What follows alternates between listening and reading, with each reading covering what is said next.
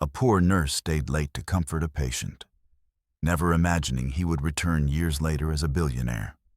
Sarah, drowning in student debt, sacrificed hours of her own time when no one else would stay with this mysterious man in his darkest moment. Little did she know, this seemingly ordinary patient would reappear in her life years later as one of the wealthiest people on the planet. What happened next would test the limits of compassion, integrity, and the true value of kindness in a world obsessed with wealth. Sarah Thompson wasn't just any nurse. She was the kind who remembered every patient's name, who held trembling hands during the worst news, who worked double shifts when the hospital was understaffed, which was almost always. But behind her unwavering smile lay a mountain of crushing student debt. $187,000 to be exact. Her tiny apartment had a leaking roof she couldn't afford to fix, and dinner often meant instant ramen at 3 a.m. after an exhausting 14-hour shift. "Thompson, you're free to go," her supervisor called out as the night shift arrived. "Everyone else is here." But Sarah noticed something her supervisor hadn't. The nameless patient in room 418. The John Doe who'd been brought in unconscious earlier that day. No ID, no visitors, no one to care if he woke up alone and confused. "I think I'll stay a bit longer," Sarah replied, though her feet ached and her eyelids felt like sandpaper. "Just until he wakes up." What Sarah didn't know was that this simple act of kindness would change her life forever. The steady beep of the heart monitor was Sarah's only companion as the night deepened. The fluorescent lights hummed overhead, casting harsh shadows across the sterile room as most of the hospital staff had gone home or were attending to other patients. She'd been sitting beside the John Doe's bed for nearly 3 hours, occasionally checking his vitals and adjusting his IV, when his eyelids finally fluttered open. "Water," he whispered, his voice raspy from disuse, cracked lips barely moving. Sarah quickly brought a cup to his lips, supporting the back of his head with her gentle hand. "Easy now. Small sips. You're in Metro General Hospital. Do you remember what happened?" The man blinked slowly, confusion clouding his deep-set eyes. They were an unusual shade of gray, almost silver in the dim light. "No, I don't. Who am I?" "We were hoping you could tell us," Sarah replied gently, setting the cup aside. "You were found unconscious in Westside Park, near the old fountain. No wallet, no phone, no identification of any kind." His fingers clutched weakly at the thin hospital blanket. "Nothing feels familiar. It's like looking through foggy glass." Sarah checked his chart again, reviewing the doctor's notes. The CT scan showed no signs of traumatic injury, but memory loss can happen for various reasons. Sometimes it's temporary. As the night progressed, Sarah noticed something peculiar about this patient. Despite his apparent amnesia, he spoke with remarkable eloquence.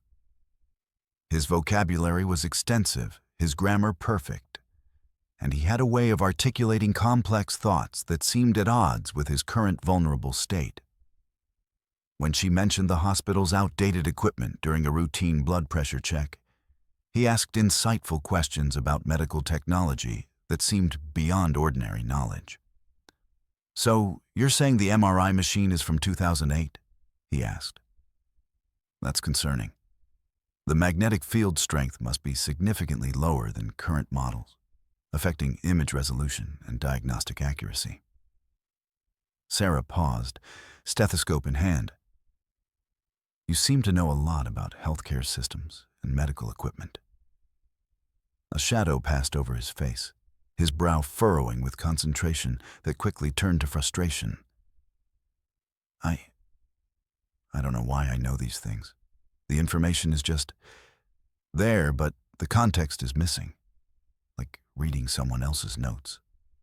By 3 a.m., most patients were asleep, and the hospital had settled into that peculiar quiet that only exists in the dead of night. Sarah brought him extra blankets and a cup of herbal tea from the break room, technically against protocol. But something about this man made her want to offer whatever small comforts she could. "You don't have to stay," he said, watching her adjust his pillows. "I'm sure you have other patients." "My shift technically ended hours ago," Sarah admitted with a small smile.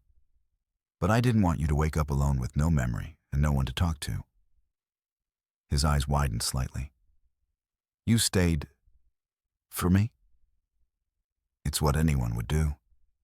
"No," he said with surprising certainty. "It's not." A strange connection had formed between them as they talked through the remaining hours of darkness. He'd listened intently as she shared her dreams of opening a community clinic in her grandmother's neighborhood, where residents often went without basic health care. Instead of empty encouragement, he offered surprisingly astute advice about nonprofit structures, operational challenges, and grant funding strategies. "You should apply to the Thornton Foundation," he said suddenly, as Sarah was checking his temperature. "They fund healthcare initiatives for underserved communities, particularly those focusing on preventative care and education." Sarah's hand froze with the thermometer midair. "How would you know about the Thornton Foundation? They're not exactly household names in philanthropy." The man's face went blank, that now familiar look of confusion and frustration returning. I don't know. It just came to me." He pressed his palms against his temples. "It's maddening. Like having a library in my head where I can see the book's spines, but can't read the titles clearly." "Maybe you worked in healthcare administration," Sarah suggested, "or in nonprofit funding." "Maybe," he said, but he didn't sound convinced. By dawn, Sarah had learned nothing concrete about his identity, but she'd developed an inexplicable sense that this man was important, not just another patient passing through the overcrowded hospital system. "I'll check on you tomorrow night," she promised as she finally prepared to leave, her body aching with exhaustion. "Try to get some rest. Sometimes sleep helps with memory recovery." He nodded, those unusual gray eyes studying her face as if memorizing it. "Thank you, Sarah. Your kindness won't be forgotten." When Sarah returned the next evening for her shift, after barely 5 hours of restless sleep in her cramped apartment, she rushed to room 418, a coffee in hand for her mysterious patient. But the bed was empty, freshly made, as if he'd never been there at all. The IV stand was gone, the monitors silent. "The John Doe?" the charge nurse said when Sarah asked, barely looking up from her computer.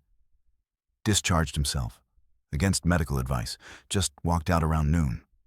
But he had no money, no ID, no phone," Sarah protested.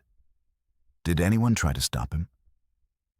The charge nurse shrugged, clearly uninterested. "Can't hold people against their will. Dr. Mercer signed off on it, said the guy seemed perfectly competent to make his own decisions." "Did he leave a name? Anything?" "Nope. Just signed the AMA form as John Smith and walked out. Security footage shows him heading east on Madison Avenue." Sarah checked the patient records, hoping for some clue, but there was nothing unusual. Just routine tests, all normal, and the standard notes for an unidentified patient.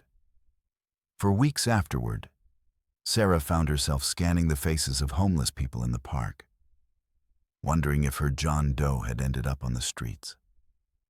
She even checked the news, half expecting to see a story about an amnesiac man searching for his identity. But just as Sarah began to unravel the mystery of John Doe, he vanished without a trace, becoming nothing more than an unusual story to tell during late-night shifts, the eloquent amnesiac who knew too much about healthcare funding and disappeared into thin air. Little did she know, their paths were destined to cross again, under circumstances she couldn't possibly imagine. 5 years passed in a blur of 12-hour shifts, instant noodles, and loan payment notifications. Sarah's life hadn't changed much. She was still at Metro General, still living paycheck to paycheck, still dreaming of that community clinic that seemed further away with each passing year. The weight of her student loans pressed down like a heavy blanket, and every time she considered her financial situation, it felt like a tidal wave threatening to drown her dreams. The only difference? She was now the head nurse of the emergency department, a promotion that came with more responsibility but barely enough raise to cover the annual increase in her apartment's rent. It was a role she wore with pride, advocating for her staff and patients, yet feeling the strain of the system's limitations every day. The stress was a constant companion, but so was the satisfaction of saving lives, of being the calm in the storm for so many families. "Thompson, we've got incoming," Dr. Rivera called out, his voice slicing through her thoughts as the ambulance sirens wailed in the distance. "Multi-car pileup on the highway, at least 7 critical." Sarah's training kicked in immediately. "Prep trauma rooms 1 through 4. Page all available surgeons. I want 2 units of O-negative for each room." She felt the adrenaline surge through her veins as she moved, her instincts honed from years of experience and the countless emergencies she had faced. The next 6 hours were chaos. Blood, tears, life, and death. Sarah moved through it all with practiced efficiency, her hands steady even as exhaustion crept into her bones. She directed her team with precision, triaging patients, delegating tasks, and maintaining a calm demeanor that held the chaos at bay. The ER was a whirlwind of activity, with nurses shouting orders, doctors rushing from room to room, and the haunting sounds of sirens fading into the background. As the last patient was stabilized and the department began to quiet, a sense of relief washed over Sarah. The adrenaline high began to ebb, leaving her feeling drained yet accomplished. She took a moment to lean against the nurse's station, breathing deeply, heart still racing from the intensity of the night. It was nearly midnight when things finally calmed down. Sarah was updating charts at the nurse's station when the elevator doors opened, revealing a man in an impeccable charcoal suit. He looked oddly out of place in the fluorescent harshness of the ER, his crisp attire a stark contrast to the scrubs and lab coats that surrounded him. "I'm looking for the hospital administrator," he announced, his voice carrying across the now quiet waiting room. His demeanor was confident, almost commanding, and he scanned the area with an air of authority. "Administration offices are closed until morning," Sarah replied without looking up, busy typing notes into the computer. "If it's an emergency, I can page the on-call administrator." "That won't be necessary," the man said smoothly. "I represent Mr. Alexander Thornton. He's interested in making a substantial donation to this hospital." Sarah's pen froze mid-sentence at the mention of the Thornton name. "Thornton? As in the Thornton Foundation?" "The very same. Mr. Thornton has specifically requested a tour of your emergency department, tomorrow, if possible." Sarah's mind raced, her heart pounding in her chest. The Thornton Foundation was one of the most prestigious healthcare philanthropies in the country. Their grants were nearly impossible to secure. She had applied twice for funding for her clinic idea and been rejected both times. The thought of such a significant donation sent a thrill of hope through her, but also a wave of skepticism. "Why our ER?"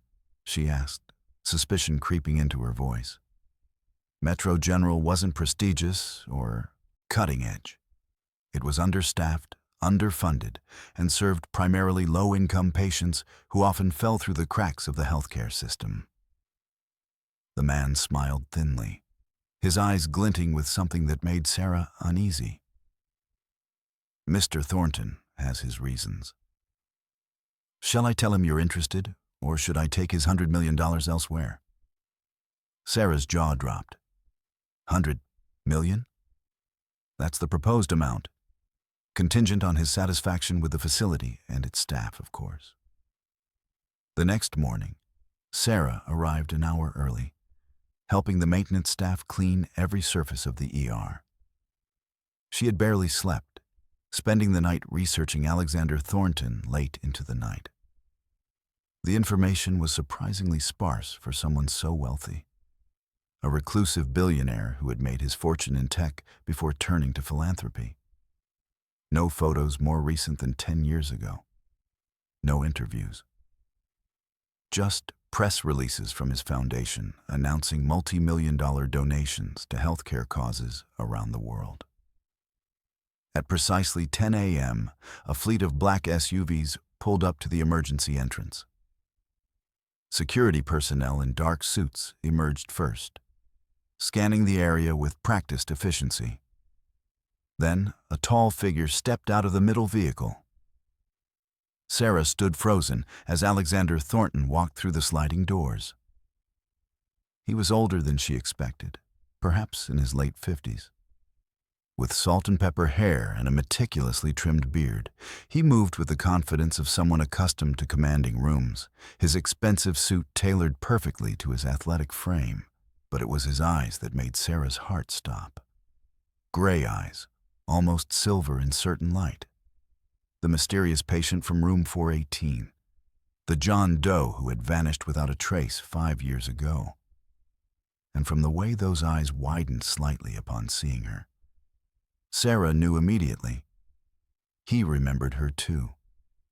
A flicker of recognition passed between them, a silent acknowledgement of the shared history that no one else understood. The world around them faded as they stood locked in that moment, the chaos of the hospital blurring into the background. "Ms. Thompson," he said, his voice calm but laced with an undercurrent of emotion. "It's good to see you again." "Mr. Thornton," Sarah managed, her voice barely above a whisper. The years melted away, and she was transported back to that night when she had sat by his bedside, feeling an inexplicable connection to this man, who was now a billionaire philanthropist. "I didn't expect to see you here." "I've been away," he replied, his gaze drifting momentarily, as if recalling something painful. "But I wanted to come back, to see the place that saved my life." "You remember?" Sarah asked, her heart racing. "When you were here?" "Fragments," he admitted, "but enough to know that I owe you. You were there when no one else was. You showed me kindness when I had none." Sarah felt a wave of warmth flood through her. "I just did what any nurse would do, would." "No," he insisted, stepping closer to her, the air thick with unspoken words. "You did more than that. You listened. You cared. It made all the difference." As they stood there, time seemed to stretch. Sarah's mind raced with questions. What had happened to him after he left the hospital? How had he transformed from a nameless patient into a powerful figure? And what did he want from her now?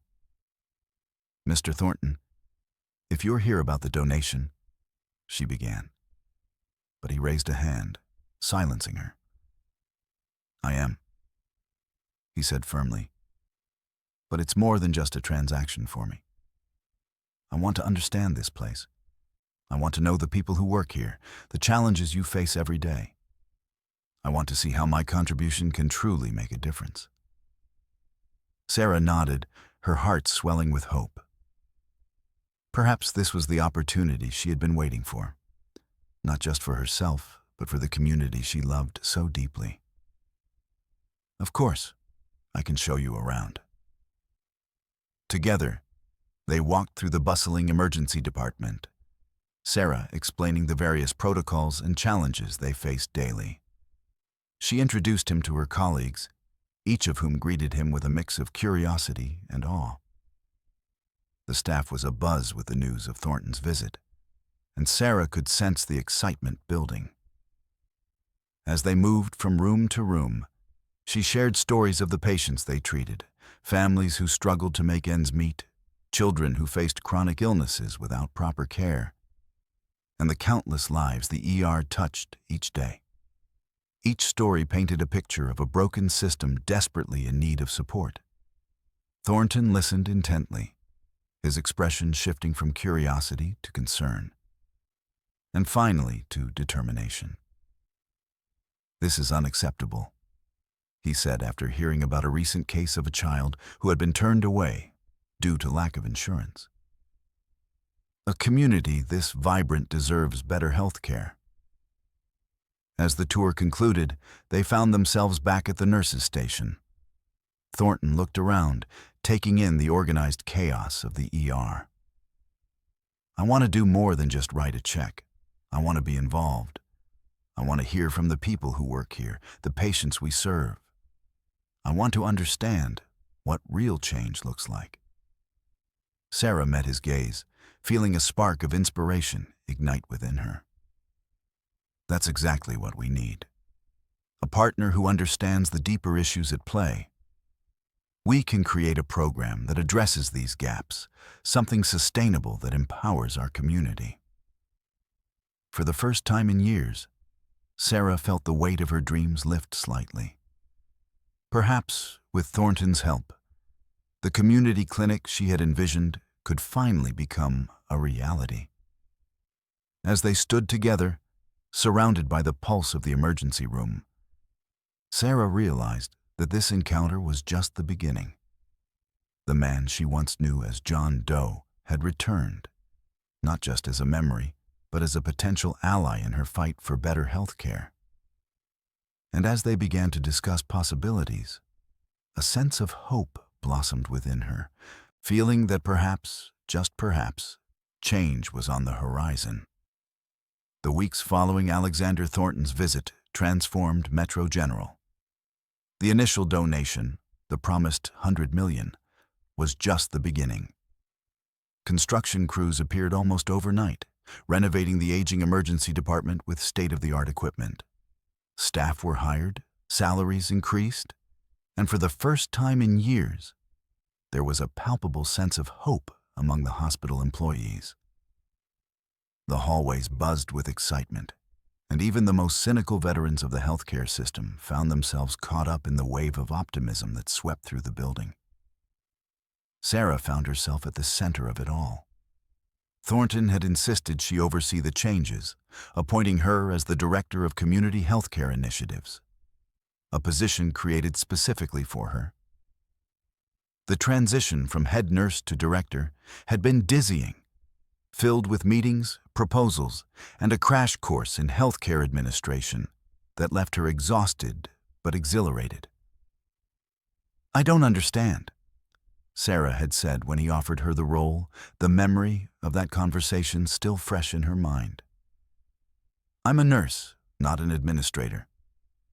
There are people with MBAs and years of experience who would be better qualified." "You're both," Thornton replied, his confidence in her unwavering.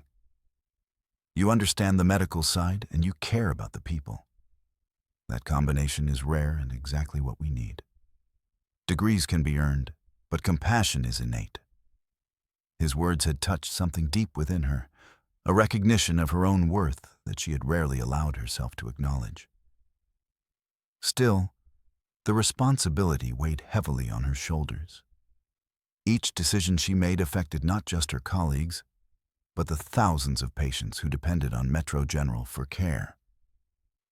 Today, they were meeting in what used to be a storage closet, but was now Sarah's office. Modest compared to the executive suites upstairs, but she had insisted on staying close to the ER. The space had been transformed into a functional workspace with simple, elegant furnishings. But Sarah had kept it deliberately unpretentious. A few personal touches, a photo of her grandmother, a small plant, and a framed nursing license, were the only decorations.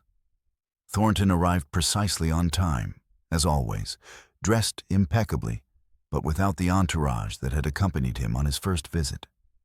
He moved with that same quiet confidence. But Sarah had begun to notice subtle changes in his demeanor around her.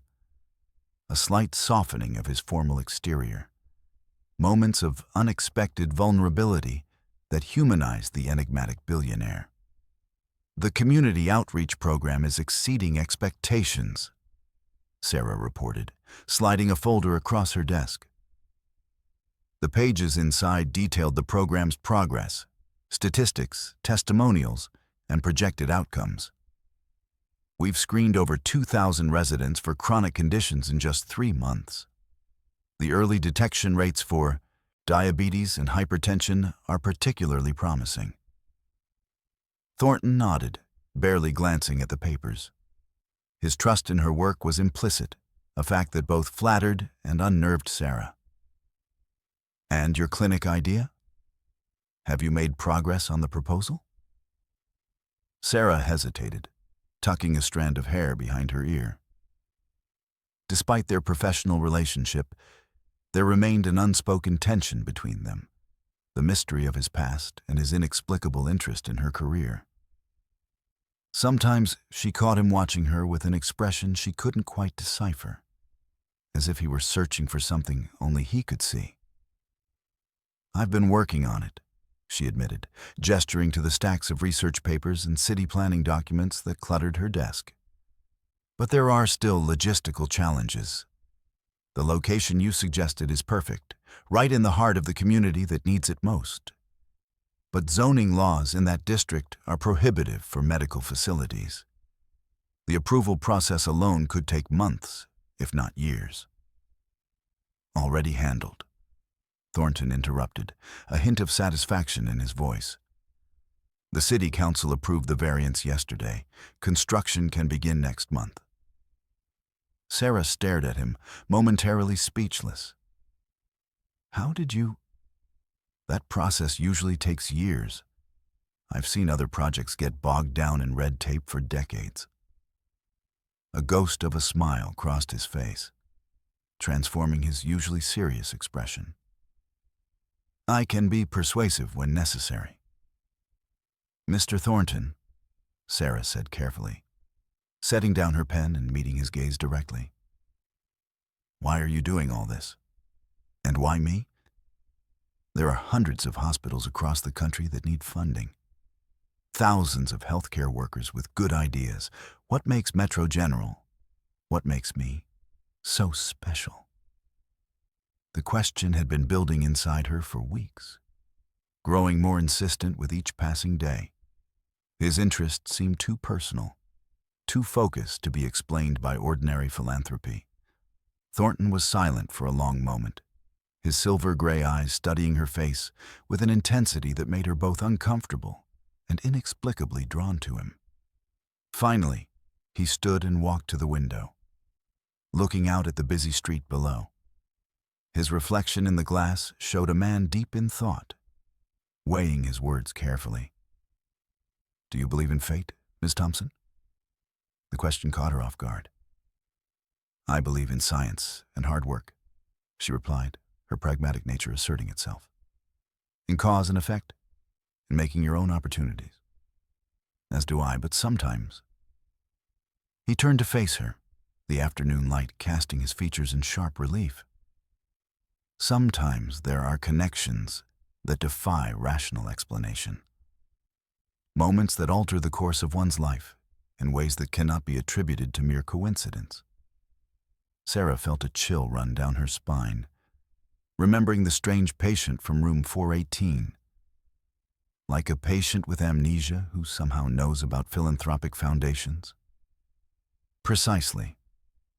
He moved back to the desk, his expression serious, almost solemn. "I need to show you something. Can you meet me tonight? There's a place, my research facility outside the city. I think you deserve to know the truth." Sarah hesitated, her practical mind raising red flags. Despite their professional relationship, she knew virtually nothing about this man's personal life. The newspapers painted him as a reclusive genius, but beyond that, he remained an enigma. What truth? About who I am, about why I disappeared 5 years ago, and about why I came back. His voice softened, revealing a vulnerability she had rarely glimpsed. I promise you'll be safe.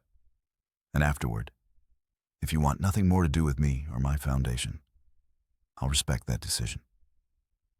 Curiosity won out over caution. There was something in his manner, an earnestness that belied his polished exterior, that compelled her to trust him. Text me the address. I'll be there. The rest of the day passed in a blur of meetings and paperwork. But Sarah's mind kept returning to Thornton's mysterious invitation. What could he possibly need to show her that would explain his interest in her career? What secrets did the enigmatic billionaire harbor?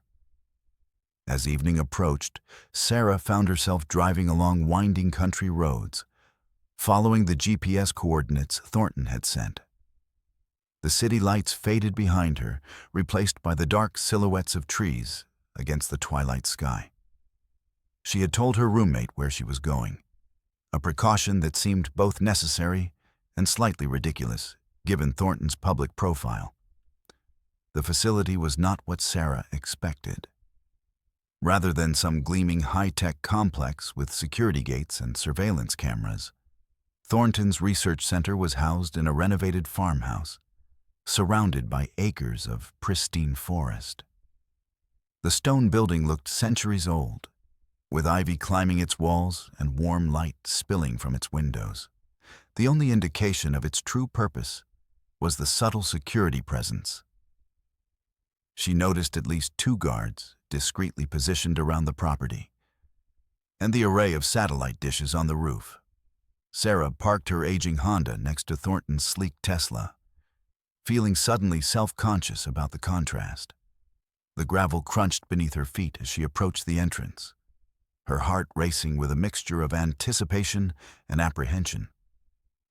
Thornton himself greeted her at the door, dressed more casually than she'd ever seen him. Dark jeans and a simple gray sweater that matched his eyes. The informal attire humanized him, making him seem less like the intimidating billionaire and more like just a man. "Thank you for coming," he said, his voice warm with genuine appreciation. He led her through a series of rooms filled with books and what appeared to be antiquated medical equipment. Glass cabinets displaying instruments from another era, anatomical drawings in ornate frames, and leather-bound volumes that looked centuries old. What I'm about to show you, few people in the world know about it. The interior of the farmhouse was a curious blend of old and new. Antique furniture alongside cutting-edge technology, as if 2 different centuries had collided and merged. Sarah noticed that many of the books were first editions, some dating back hundreds of years. They stopped before a heavy wooden door, intricately carved with symbols Sarah didn't recognize.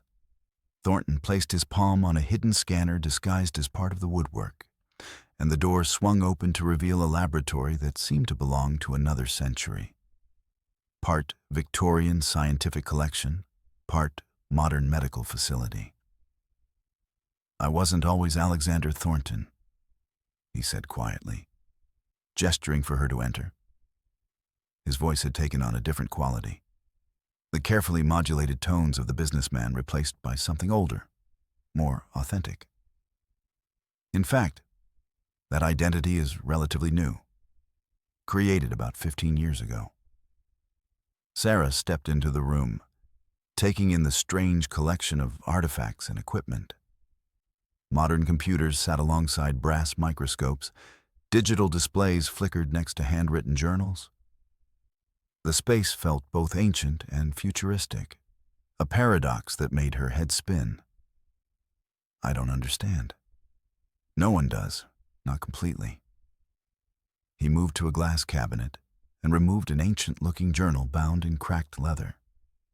The binding was worn, the pages yellowed with age. "This was my first journal," I began keeping records in 1897. Sarah laughed nervously, the sound echoing in the quiet room. That's impossible.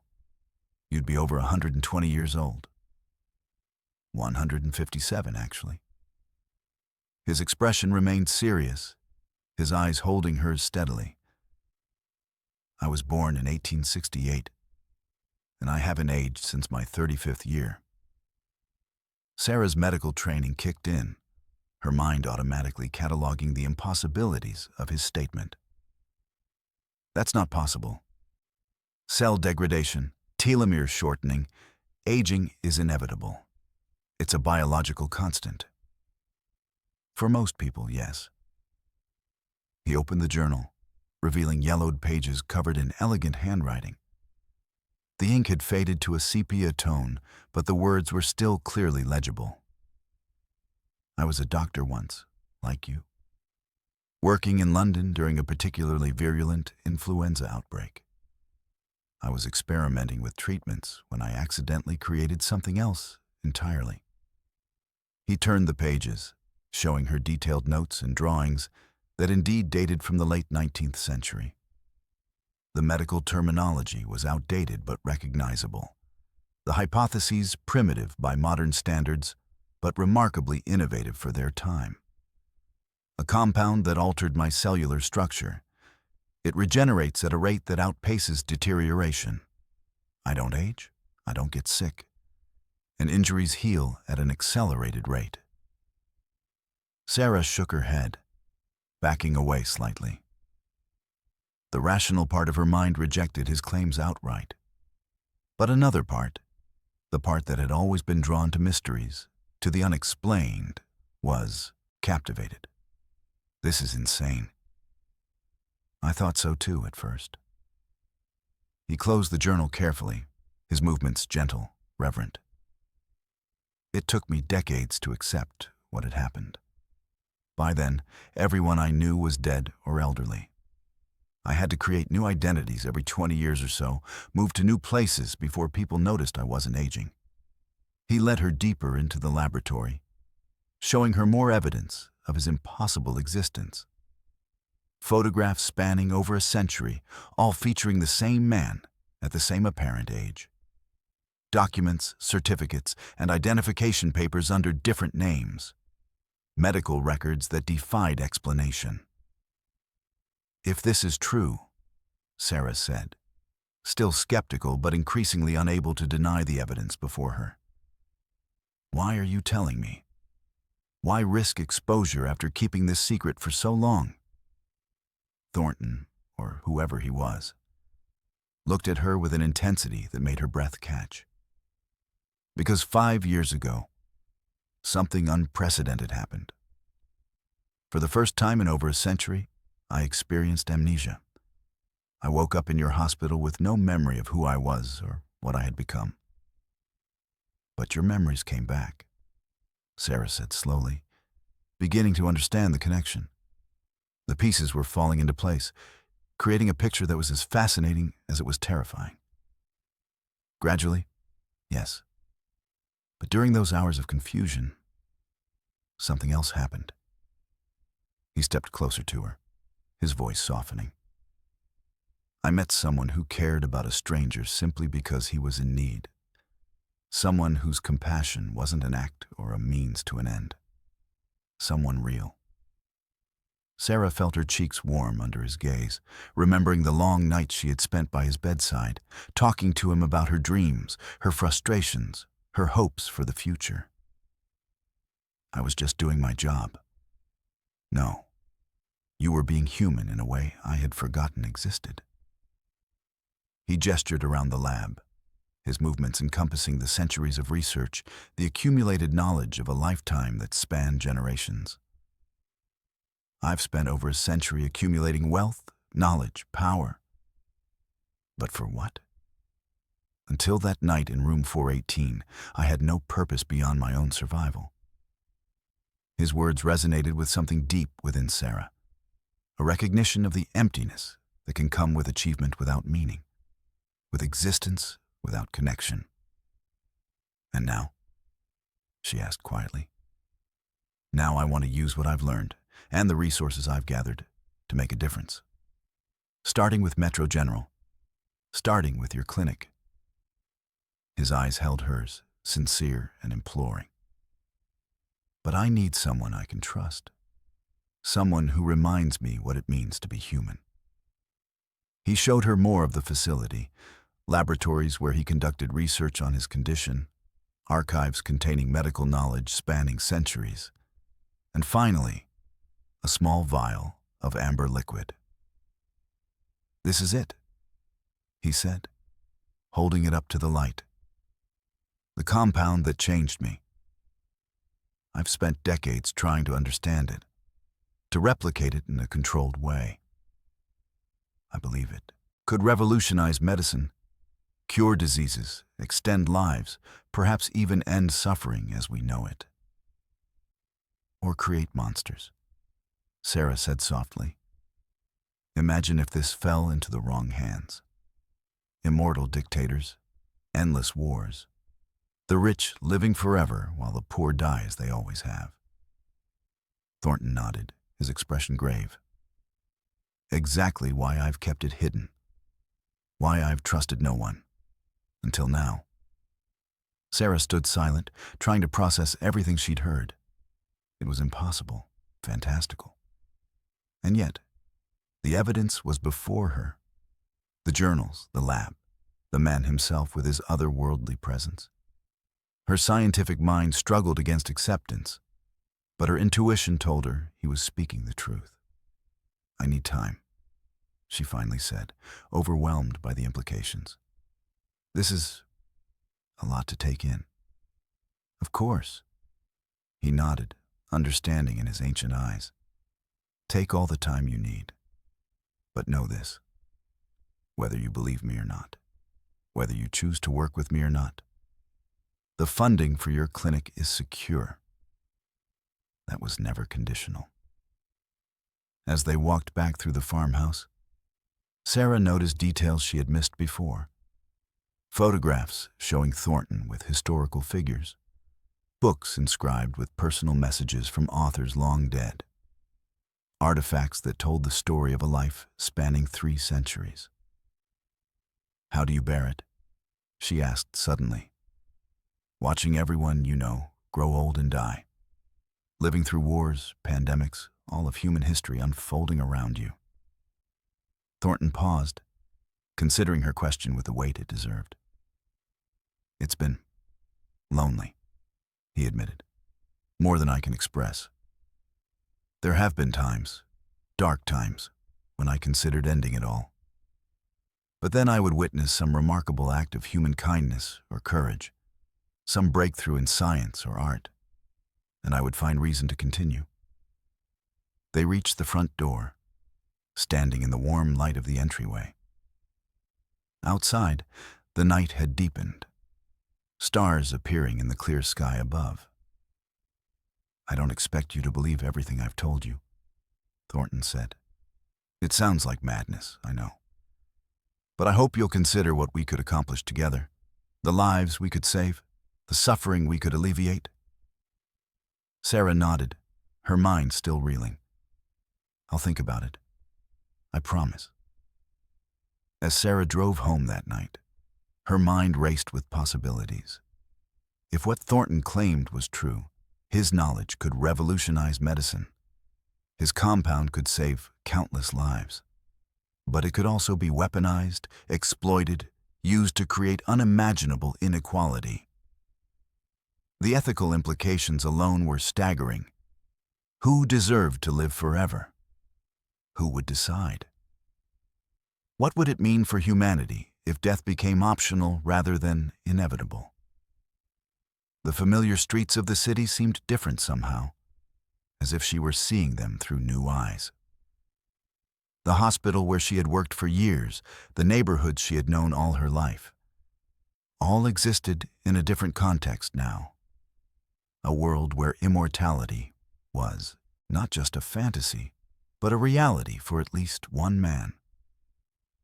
By the time she reached her apartment, she had made her decision.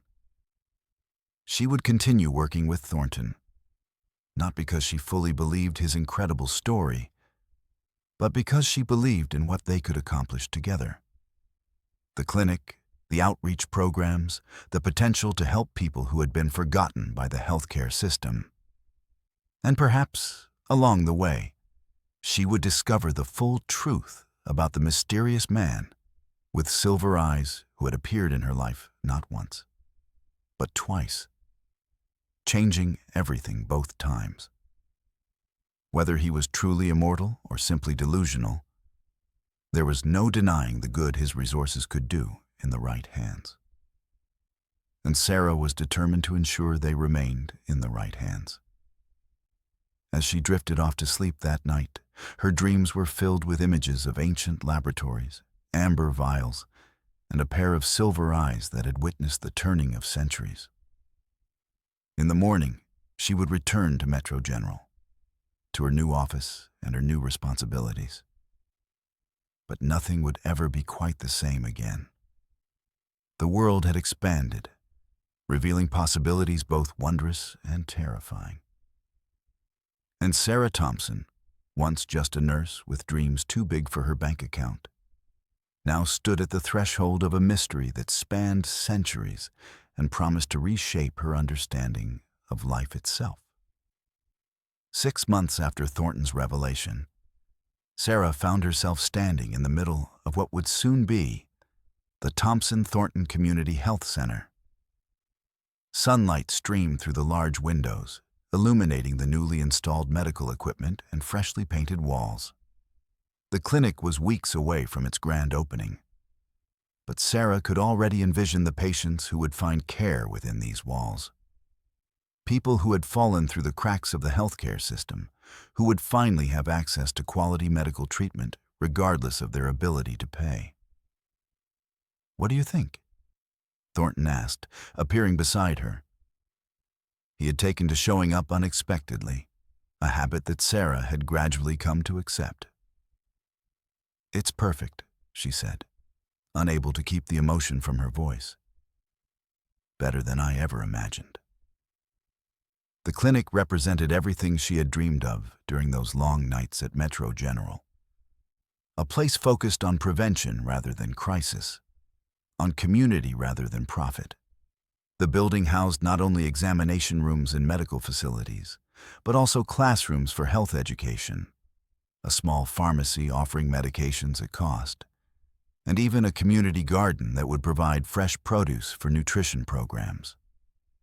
"Your design was inspired," Thornton said, his silver eyes taking in the space with evident satisfaction.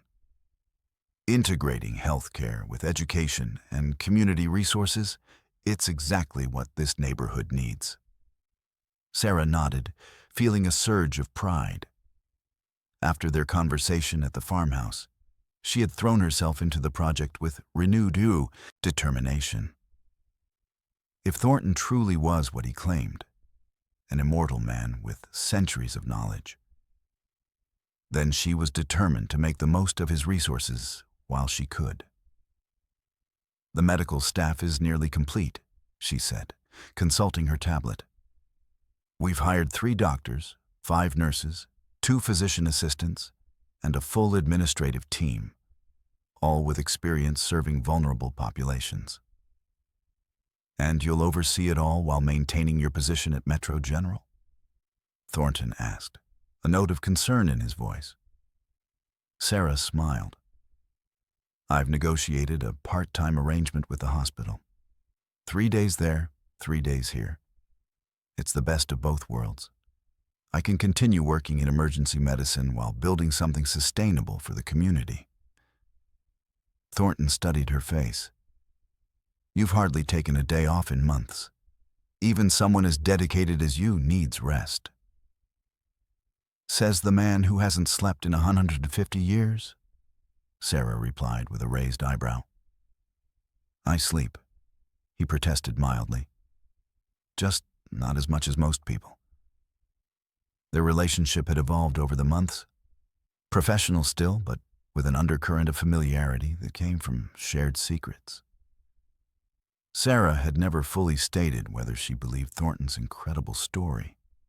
and he had never pressed her for a declaration of faith. Instead, they had focused on the work, on the tangible good they could accomplish together.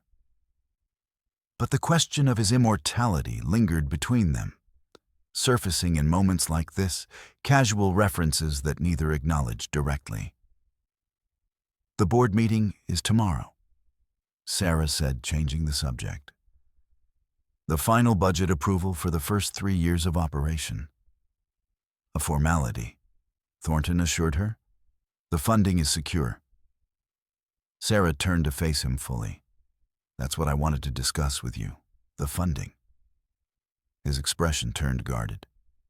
"What about it?" "It's too dependent on you," Sarah said bluntly. "If something happened to you, if you disappeared again, everything we've built would be at risk." "Nothing will happen to me," Thornton said, his tone suddenly distant. "As you've so astutely pointed out, I'm rather difficult to kill." "That's not what I meant." Sarah took a deep breath. "I've been thinking about what you told me, about moving on every few decades, creating new identities. If Alexander Thornton suddenly vanishes, what happens to all of this?" Understanding dawned in his eyes. "Ah, you're concerned about sustainability." "Exactly. We need to establish an endowment, a foundation with multiple trustees, something that will outlive both of us." She paused. "Well, me at least." Thornton was quiet for a moment, his expression thoughtful. "You're right, of course. It's a weakness in my approach. I've always thought in terms of decades rather than centuries when it comes to my philanthropic efforts. But this," he gestured around the clinic, "this deserves better." "I've drafted a proposal," Sarah said, pulling a folder from her bag. "A structure that would ensure the clinic's independence while maintaining connections to other healthcare institutions in the region." As Thornton reviewed her plan, Sarah watched his face. Despite months of working closely together, he remained an enigma in many ways. Sometimes she caught glimpses of the man he must have been in another era, formal, almost Victorian in his mannerisms. Other times, he seemed thoroughly modern, adaptable in a way that suggested he had indeed lived through multiple periods of history. "This is excellent work," he said finally, closing the folder. "We'll implement it immediately." Sarah felt a weight lift from her shoulders. "Thank you." "No," he said, his voice suddenly earnest. "Thank you, Sarah, for believing in this project, for pushing it forward, for making it better than I could have on my own." The use of her first name, something he rarely did, caught her attention. There was an intensity to his gaze that made her heart beat faster. "We should celebrate," he continued. "The clinic is nearly complete. Your sustainability plan is in place. I'd say that warrants a proper dinner, wouldn't you?" Sarah hesitated. They had never met outside of professional contexts. The hospital, the clinic, occasionally his research facility. Dinner felt like crossing a boundary she wasn't sure she was ready to cross. "Just dinner," he added, as if reading her thoughts, "to celebrate what we've accomplished." Sarah found herself nodding. "All right, dinner." "Excellent. I know a place that makes a spectacular coq au vin, unless your tastes run more contemporary." "Coq au vin sounds perfect," Sarah said, smiling despite herself. As they walked through the clinic, finalizing plans for the opening, Sarah found herself wondering about the man beside her. Had he really lived for over a century? Had he known Tesla, Einstein, Fleming? Had he witnessed world wars, the moon landing, the digital revolution? And more importantly, what did he want from her? Was she merely a convenient partner in his philanthropic endeavors? Or was there something more to his interest? The restaurant was small and elegant, tucked away on a quiet street that Sarah had passed 100 times without noticing. The maitre d' greeted Thornton by name, leading them to a secluded table near a window overlooking a small garden. "You come here often?" Sarah asked as they settled into their seats. "I've been a patron for about 20 years, Thornton replied. "The owner's father opened it in the 60s. The recipes haven't changed since." Sarah studied the menu, grateful for the familiar ritual of ordering food and wine. Outside of work, she felt oddly vulnerable in Thornton's presence, aware of him in a way that had nothing to do with his claimed immortality and everything to do with him as a man. "So," she said after they had ordered, "if you've really lived for over a century, you must have some incredible stories." Thornton's eyes lit up with amusement. "Is this your way of saying you believe me?" "Let's say I'm open to the possibility," Sarah replied carefully. "The evidence you've shown me is compelling, if impossible to verify. And there's something about you that's different." "Different how?" he asked, genuinely curious. Sarah considered her words. "You have knowledge that seems too broad, too deep for one lifetime. You reference historical events as if you were there. And sometimes, the way you look at modern technology, like smartphones, there's this momentary disconnect, as if you're still amazed by them." Thornton laughed softly. "Perceptive. Very perceptive." He swirled the wine in his glass. "What would you like to know?" "Everything," Sarah said without hesitation. "But let's start with something simple. What was it like being a doctor in the 19th century?" As their dinner progressed, Thornton shared stories that transported Sarah to another time. The primitive conditions of Victorian hospitals, the revolutionary impact of germ theory, the desperate race to develop vaccines and antibiotics. He spoke of colleagues whose names Sarah recognized from medical textbooks, describing their personalities and quirks with the familiarity of someone who had known them personally. "It was both the best and worst time to be a physician," he said, his eyes distant with memory. "We were making incredible discoveries almost daily. But our patients were still dying of diseases we now consider easily treatable. The frustration was immense." "Is that why you were experimenting? Trying to find cures?" Thornton nodded. "I was working on a treatment for influenza, a particularly virulent strain that had killed thousands. I thought I had isolated the component that would strengthen the body's natural defenses. Instead, I created something that fundamentally altered my cellular structure." "And you've never been able to replicate it?"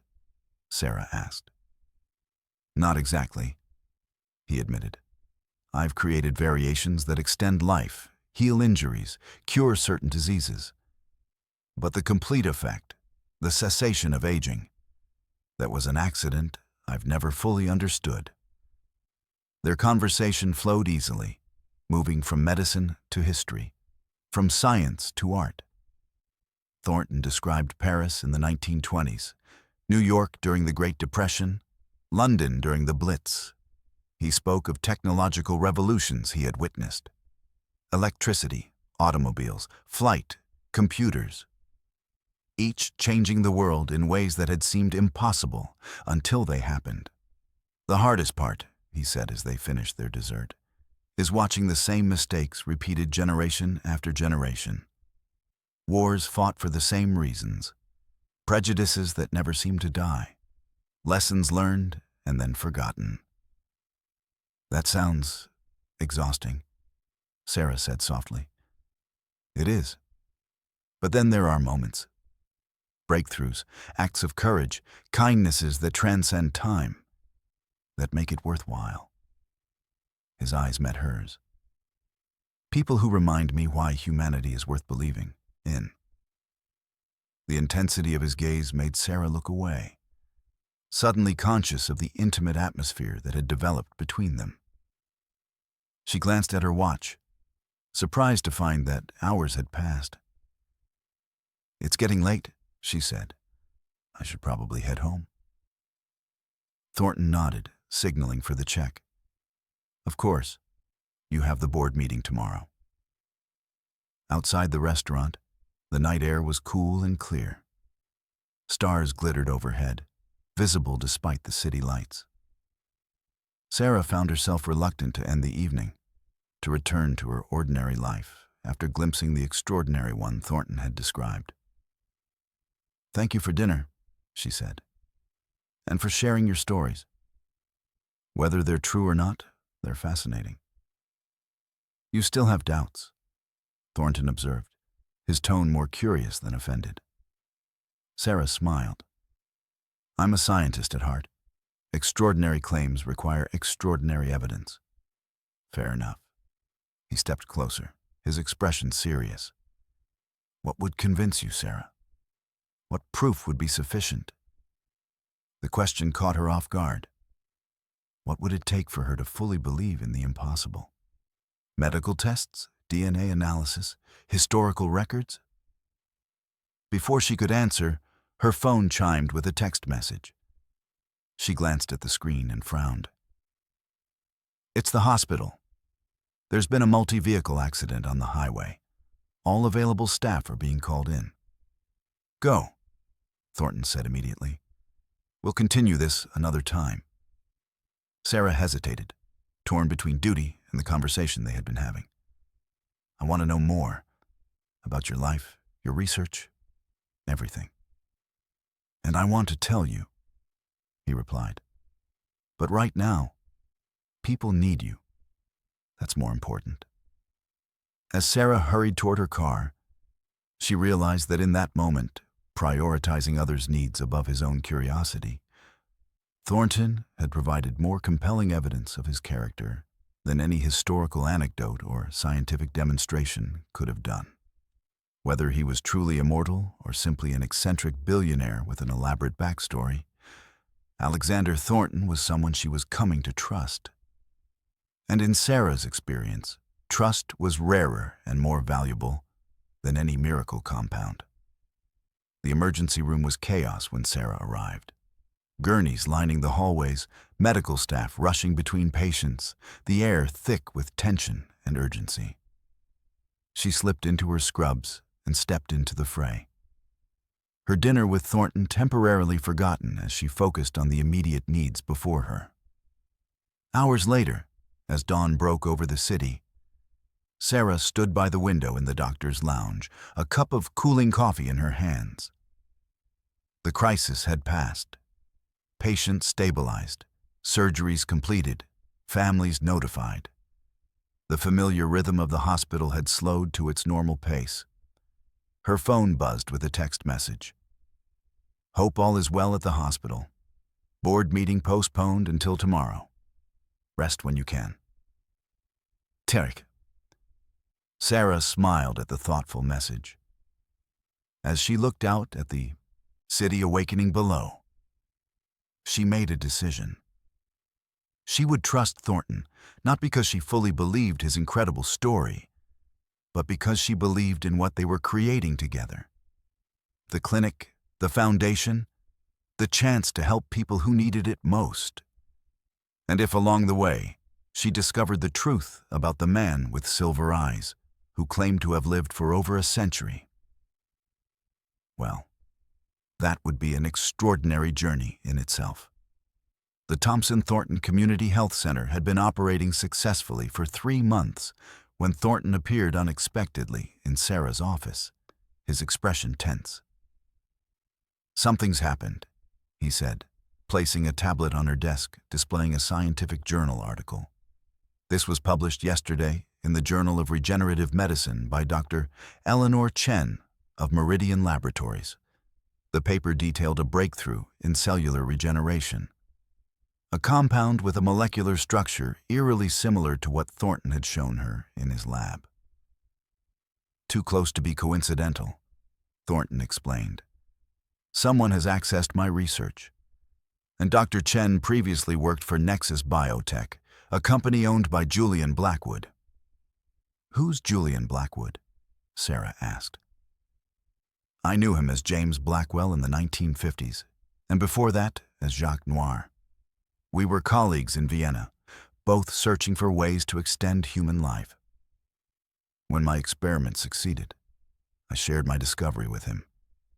And he saw immediately what I didn't, the potential for power.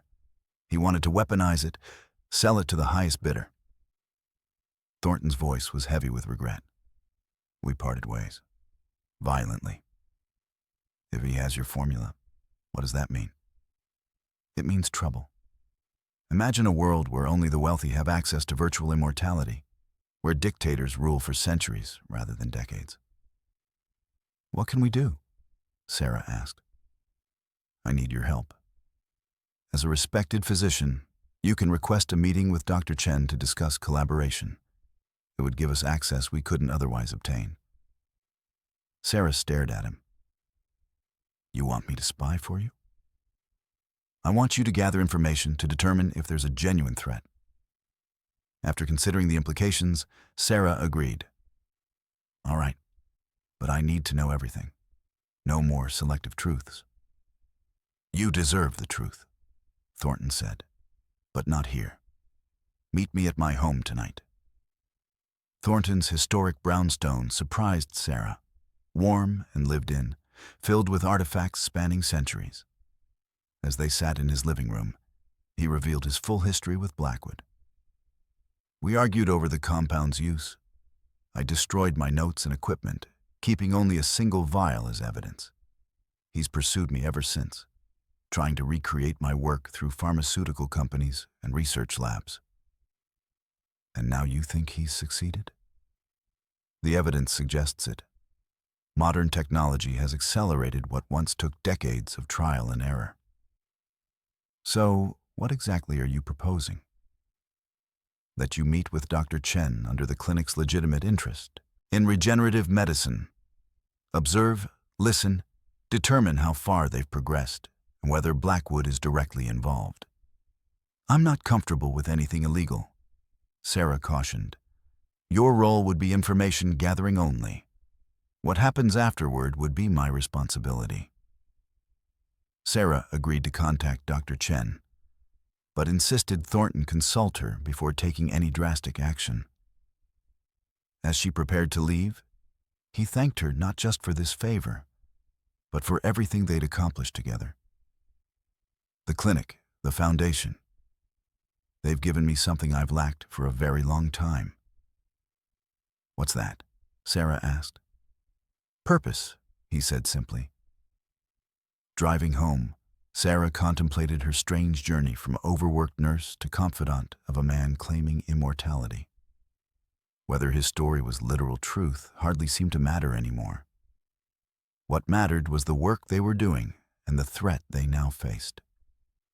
Her phone chimed with a text from Thornton. Be careful. Trust no one, not even me. The warning sent a shiver down her spine, a reminder that she was stepping into a world far more complex and dangerous than she had known. But Sarah Thompson had never backed down from a challenge, especially when lives were at stake.